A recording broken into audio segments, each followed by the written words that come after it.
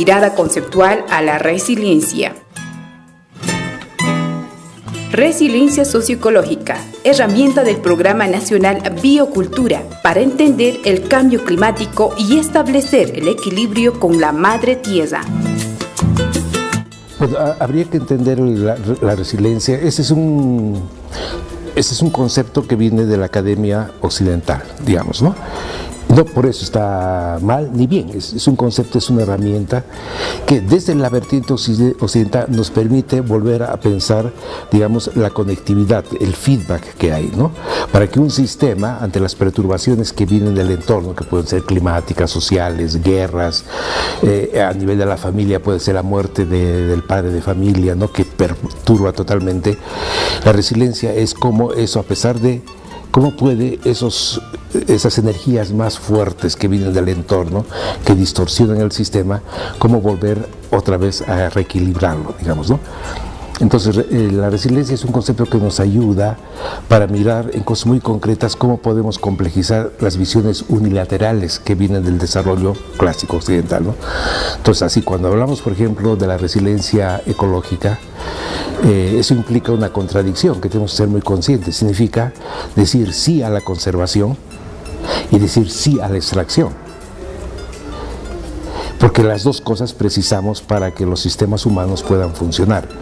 Eso implica también, digamos, un supuesto más bien filosófico, antropológico, es decir, hay una tendencia en Occidente al maniqueísmo, es decir, a no aceptar que la vida está compuesta por dos energías que se contrapesan, ¿no? Positivo, negativo, bosón, fermión, onda, partícula, como queramos llamarlo, pero las dos hacen la vida, ¿no?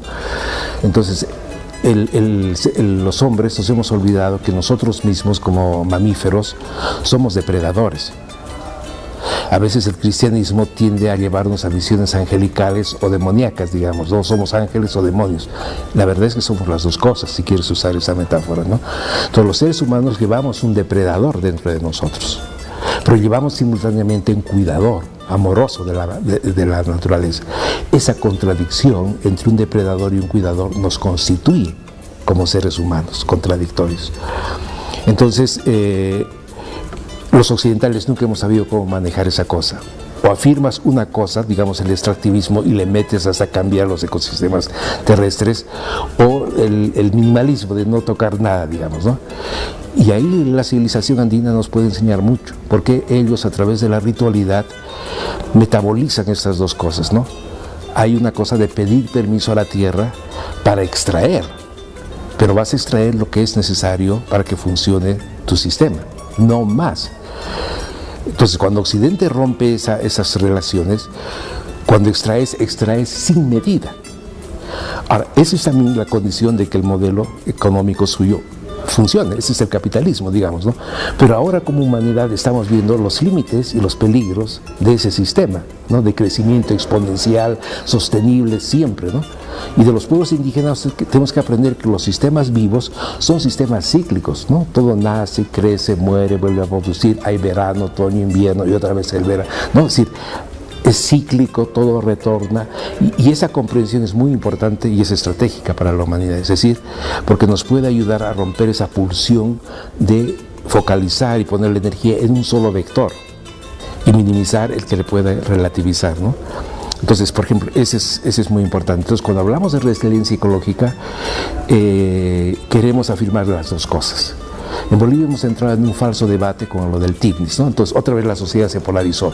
Los extractivistas contra los conservacionistas. Ese es un falso debate por donde lo veas. Además, sabemos que no funciona así. Es un debate ideológico que en Bolivia ha sido politizado, digamos, ¿no? Entonces, debemos evitar ese tipo de falsos debates, ¿no? Es decir, tenemos que afirmar que como mamíferos somos extractivistas. Pero también como mamíferos somos seres cuidadosos y amorosos de lo que de la vida, ¿no?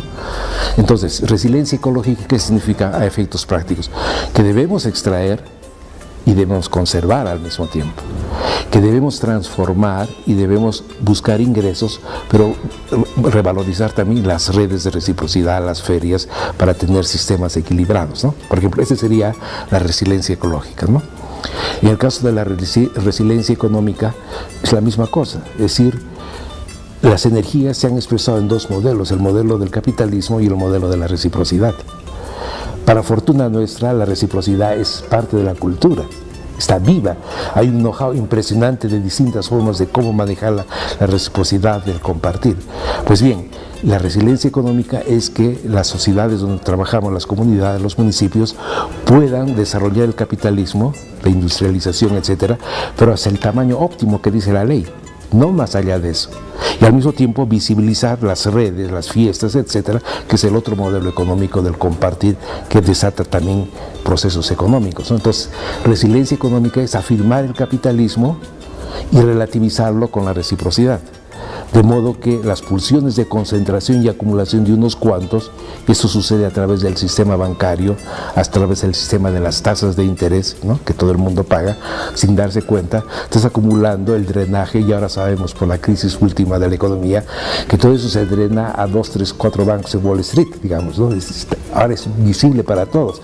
Eso es lo que antiguamente se llamaba el misterio del capital. ¿Cómo sucede eso? Ahora en televisión lo podemos ver, ¿no? Entonces, resiliencia económica significa afirmar las dos energías de lo económico, ¿no? La del capitalismo relativizada por la reciprocidad. Ese sería a lo que estamos tratando de ir, ¿no? Y la resiliencia, digamos, político-institucional es lo mismo. Digamos, en Bolivia funcionan dos modelos políticos. El modelo político estatal, que es una franquicia occidental, que es entender el Estado como una maquinaria abstracta para producir bienes y servicios en gran escala, con un criterio fabril, digamos, ¿no?, de cadena de producción, de resultados, etc. Es una abstracción. Y tenemos el AILU, que nosotros no lo reconocemos como una forma política, pero el AILU es un organismo vivo, cosmobiológico, donde el hombre se interconecta con las distintas esferas de la realidad, ¿no?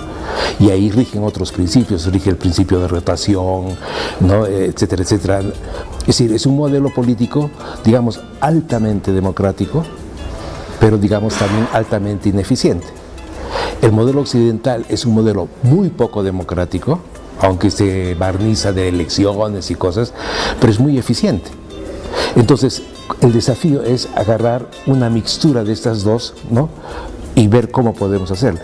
Tenemos que avanzar mucho por eso, pero un primer paso es reconocer que en el nivel local hay la forma AILU, que expresa, digamos, toda una manera no separada de entenderse, y también está el municipio.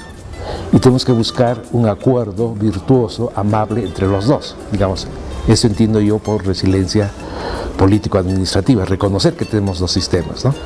Nos estamos olvidando en estos momentos de cambio climático que la civilización andina es una civilización que surgió en el anterior calentamiento que tuvo el planeta hace 8.000 años. O sea, es una respuesta a una exacerbación de la subida de la temperatura, ¿no? Cuando los nevados empiezan a subir, es el momento en que el hombre andino inventa el riego, y a partir del riego la agricultura. Y todo un hardware agronómico que todavía está visible, ¿no? Los andenes, las cochas, los sistemas de captura de agua en el altiplano. El altiplano era un vergel. ¿Por qué? Porque el agua escasa, que siempre fue escasa, y siempre hubo granizadas, eventos extremos, etcétera, ¿no? Ahora pareciera como lo del cambio climático como que fuera una novedad. Yo me imagino que los pueblos indígenas se deben cagar de risa de nosotros, de lo ingenuos que son. Siempre hubo eso. Pero ellos supieron manejarlo, conversar con ellos, ¿no? La actitud occidental, como sabes, hay que luchar contra el cambio climático. ¿Te das cuenta? El encaje, digamos, pugnaz, el otro, el enemigo, hay que ganar, etc. El otro modelo es un modelo de conversar y sintonizar con la naturaleza. Eso es estratégico para la humanidad del siglo XXI, ¿no? No pelear contra el clima. ¿Qué vas a cambiar? No vas a cambiar nada. Conversa, adecúa. Entonces tenemos todo un elenco tecnológico en los Andes que ahora tenemos que volverlo a poner en valor, porque además nos hace autosuficientes, autónomos, ¿no? Entonces, la resiliencia ecológica es, cultural, es volver a recuperar todo el hardware y software de la tecnología andina, que justamente fue diseñada para el cambio climático, ¿no? Entonces, estas son las ideas de la resiliencia. Como ves, en las resiliencias estamos de juntar las dos energías, porque tienes más recursos para enfrentar efectivamente los embates, los cambios en el entorno, pero te permiten, digamos, dialogar, convivir con ellos de una manera armoniosa, que es lo que dice la ley, ¿no? Entonces, un poco es eso lo que estamos trabajando en biocultura a nivel muy pequeñito, muy local, para ver cómo ponemos en valor, de modo que, no sé, pues en 4 años, 8 años, se pueda convertir en política pública, ¿no?